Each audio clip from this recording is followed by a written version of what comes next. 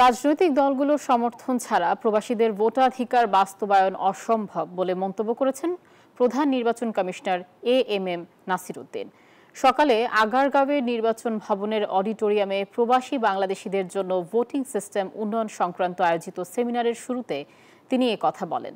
সেমিনারে রাজনৈতিক দল, গণমাধ্যম সম্পাদক, সুশীল সমাজের প্রতিনিধি, বিশ্ববিদ্যালয় শিক্ষক সহ এ সংশ্লিষ্ট বেশ কয়েকজন প্রতিনিধি অংশ নেয়। সিইসি বলেন, রাজনৈতিক দলের সমর্থন না পেলে নির্বাচন কমিশনের সব আয়োজন বৃথা। সেমিনারে প্রবাসী ভোটিংয়ের বিষয়ে মূল প্রবন্ধ উপস্থাপন করেন নির্বাচন কমিশনার ব্রিগেডিয়ার জেনারেল অবসরপ্রাপ্ত আবুল ফজল মোহাম্মদ সানাউল্লাহ।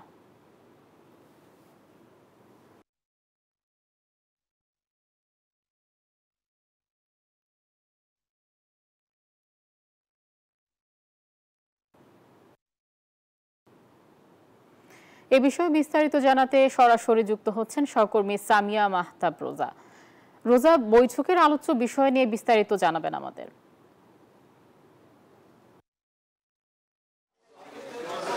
বান্ডেল থাকলে প্রতি সেনমানিতে টাকা বাঁচবে। বিকাশ সেনমানি বান্ডেল কিনে জিতুন প্রতি লেনদেনে।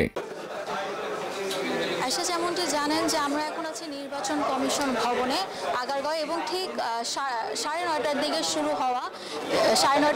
হওয়া এই সেমিনারের মধ্যে স্বাগত বক্তব্য দিয়েছেন এমএম নাসির উদ্দিন। এবং তিনি যেহেতু আপনি বলেছেন যে তিনি বলেছিলেন রাজনৈতিক ব্যক্তিত্বদের সমর্থন ছাড়া এই নির্বাচনের বৃথা হবে এবং তাদের সমর্থন নিয়ে শুধু রাজনৈতিক ব্যক্তিত্ব না, প্রত্যেক বিশ্ববিদ্যালয়ের শিক্ষক এবং সব ধরনের ব্যক্তিত্বদের মতামত নিয়ে পোস্টিং আমাদের যে প্রবাসীদের নির্বাচনের যে একটি ভোটিং ব্যবস্থা, সেই ব্যবস্থার প্রস্তুতি নিচ্ছেন নির্বাচন কমিশন। এবং ভোটিংয়ের জন্য 3টি পদ্ধতি তারা জানিয়েছেন। একটি হচ্ছে প্রক্সি ভোটিং, পোস্টাল ব্যালট এবং শেষ হচ্ছে অনলাইন ভোটিং। এবং যেহেতু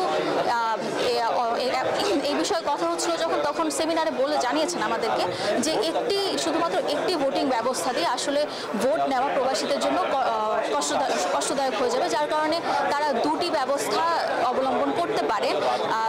তারা কথা বলেছেন হচ্ছে অনলাইন ভোটিং নিয়ে। অনলাইন কোনো ওয়েবের মাধ্যমে বা অ্যাপসের মাধ্যমে ভোট দেওয়া হবে। প্রক্সি ভোটিংয়ের বিষয়টা হলো পরিচিত কাউকে নমিনি করে, পরিচিত নমিনিকে স্বাক্ষরের মাধ্যমে তাকে নিজের ভোট দেওয়ার অধিকার দিবেন। যারা বিদেশে থাকেন তারা প্রবাসীরা বাংলাদেশে নমিনি কাউকে দিয়ে ভোট দিতে পারবেন। এবং পোস্টাল ব্যালটের বিষয়টা হলো পোস্টাল ব্যালটের মাধ্যমে ঘরে বসেই যারা অনেকে আছে প্রতিবন্ধী বা যারা বাংলাদেশে এইভাবে অনেকে প্রতিবন্ধী বা ঘরে অসুস্থ, তারা এইভাবে পোস্টাল ব্যালটের মাধ্যমে দিয়েছেন আগেও ভোট। এবং সেই একই পদ্ধতিতে বিদেশে তারা ভোট দিবেন। বিদেশে মেইলের মাধ্যমে তারা ভোটটি দিয়ে থাকবেন। এবং এই ধরনের অনেক সুপারিশ করা হয় আজকে সেমিনারে। তবে এখনো সেমিনার যেহেতু চলছে, আমরা এখনো সঠিকভাবে জানতে পারিনি যে কোন পদ্ধতিটি শেষ তারা চূড়ান্ত করবে। তবে এখন পর্যন্ত যতদূর জেনেছি যে 3টি বিষয় নিয়ে আলোচনা হচ্ছে, শুধুমাত্র একটি নয়, তারা যে কোনো 2টি বা 3টি বিষয় ব্যবহার করতে পারেন। এবং যেহেতু আজকে রাজনৈতিক দলরাও এসেছেন এই বিষয়ে আলোচনা করতে, আমরা সেমিনার শেষ হলে জানতে পারবো বিস্তারিত। এই ছিল আমার কাছে নির্বাচন ভবন থেকে সর্বশেষ। চলে যাচ্ছে স্টুডিওতে। রোজা, আপনাকে ধন্যবাদ আমাদের সাথে যুক্ত হবার জন্য।